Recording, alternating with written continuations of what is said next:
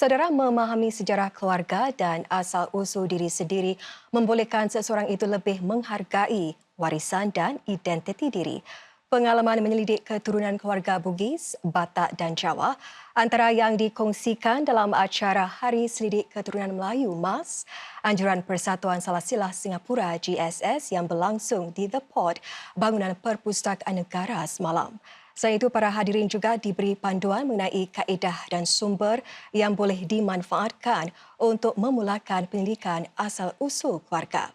Sesi panel ini menampilkan kisah para penyelidik keluarga yang berjaya menelusuri sejarah keluarga masing-masing melalui pencarian salasilah yang mengambil masa bertahun-tahun lamanya.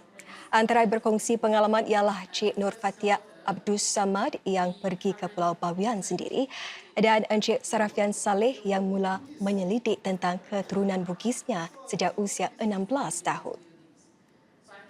Saya rasa penting untuk anak muda faham dari mana mereka datang atau dari mana keturunan mereka untuk mereka tahu bahawa setiap pergerakan yang berlaku dalam keluarga itu sebenarnya datang dari keturunan mereka, daripada leluhur mereka, daripada asal-usul mereka.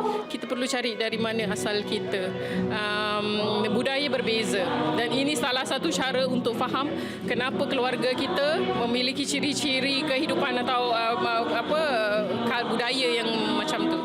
Apa yang akan hilang jika saya tidak mencari keturunan saya ialah maruah atau tradisi bangsa yang amat penting bagi masyarakat kita di Singapura, terutama sekali kepada generasi muda. Kerana walaupun Bugis ni adalah satu tradisi suku kaum, ia merangkumi tradisi Melayu secara am. Jadi Bugis ni adalah salah satu tradisi yang amat unik. Jadi dengan memelihara tradisi tersebut, insya-Allah tradisi Melayu ini akan terpelihara buat selama-lamanya. Pengalaman yang dikongsi para anggota panel turut membuka ruang kepada sekitar 120 peserta untuk meneroka pelbagai kaedah dan sumber dalam menelusuri salasilah keluarga mereka sendiri. Antaranya ialah Cik Nadia Saliriana Muhammad Salihin yang masih mencari jawapan mengenai susur galur keluarganya.